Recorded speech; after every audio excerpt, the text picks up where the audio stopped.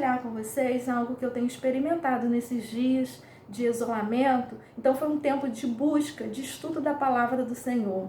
E ao ler o livro de 1 Reis, a partir do capítulo 17, ali eu encontrei a vida do profeta Elias, que me inspirou, porque dentro desse período eu tenho buscado algo do Senhor, que eu possa experimentar algo extraordinário na minha vida espiritual. E estudando ali a vida desse profeta, eu tirei várias lições, grandes lições que me motivaram a perseguir nesse propósito, e agora eu vou compartilhar com vocês.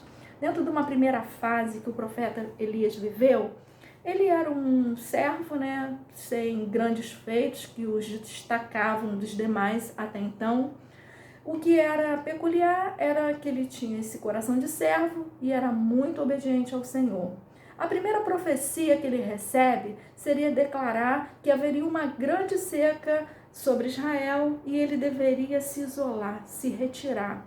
E ele não hesita e vai. Chegando nesse isolamento, ele se vê na condição de dependência total de Deus. Para saciar a sua sede, ele ia até um ribeiro de águas para matar a sua sede. A sua alimentação diária era assim, um privilégio muito grande. O próprio Deus se utilizava de um corvo que levava o pão diário para a vida de Elias. E ali ele ficou um período muito longo, muito mais longo do que esse que estamos vivendo até agora. Mas chega um momento que ele sai, que Deus dá ordem para ele sair do isolamento.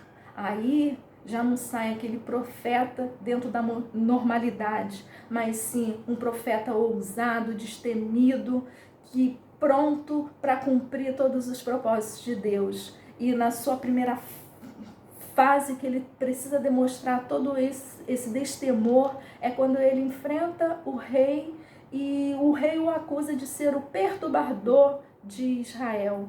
E ele prontamente, na ousadia do poder de Deus, ele afronta e diz que ele não era o perturbador, mas sim o rei e toda a sua casa. E ali desenrola vários fatos, mas Deus estava com ele. Ele destrói os profetas de Baal, o poder de Deus é manifestado através da vida dele e ele experimenta essa segunda fase da vida dele. Mas, como todos nós, humanos, ele enfrenta uma fase de fraqueza, uma fase de temor, que é essa terceira fase. Temendo a rainha Jezabel, ele foge e vai até uma caverna. E ali ele cai em profunda depressão e já não encontra motivos dentro de si para celebrar a vida e deseja a própria morte. Mas nesse momento ali ele tem guardado a obediência no seu coração. E ele se entrega à tristeza, mas ele guarda o coração. E isso nos faz lembrar do livro de Provérbios, quando diz: sobre tudo que se deve guardar, guarde o seu coração, porque dali estão as saídas para a vida. E o profeta Elias, ele se utilizou disso, ele guardou o coração, mesmo nesse momento difícil, ele teve o seu coração firmado em Deus. E veio a ordem e ele continuou obedecendo, de sair da caverna e subir o monte. E esse período foi uma quarentena mesmo, de 40 dias.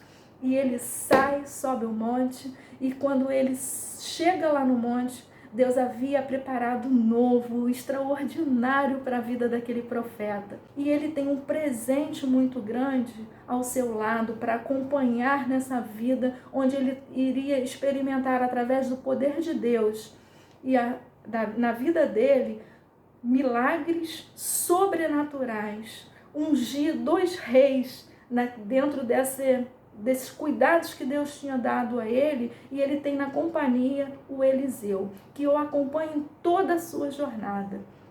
E ali Elias tem uma missão, a missão de liderar, de treinar, de discipular, de cuidar da vida de Eliseu e deixar um legado de fé para que ele fosse o seu sucessor. Aí vem a parte que me tocou muito e me fez pensar e modificar a minha forma de viver, por saber que Deus, ele coloca Eliseus na nossa vida. Ele coloca pessoas na nossa vida durante a nossa trajetória, durante a nossa jornada, para que nós possamos cuidar, amar, discipular, treinar, liderar, influenciar pessoas. E essas pessoas começam dentro da nossa casa, na nossa família. Nós recebemos esse extraordinário de Deus. Abençoar vidas, abençoar pessoas, fazer a diferença na vida de muitos que convivem conosco. Nós temos sim que deixar um legado de fé, mas para isso precisamos lembrar daquele coração de obediência, porque a obediência nos faz conhecer os verdadeiros propósitos de Deus para a nossa vida. E que o nosso coração seja totalmente entregue ao Senhor, sem reservas, com total obediência, para que o novo dele chegue até nós.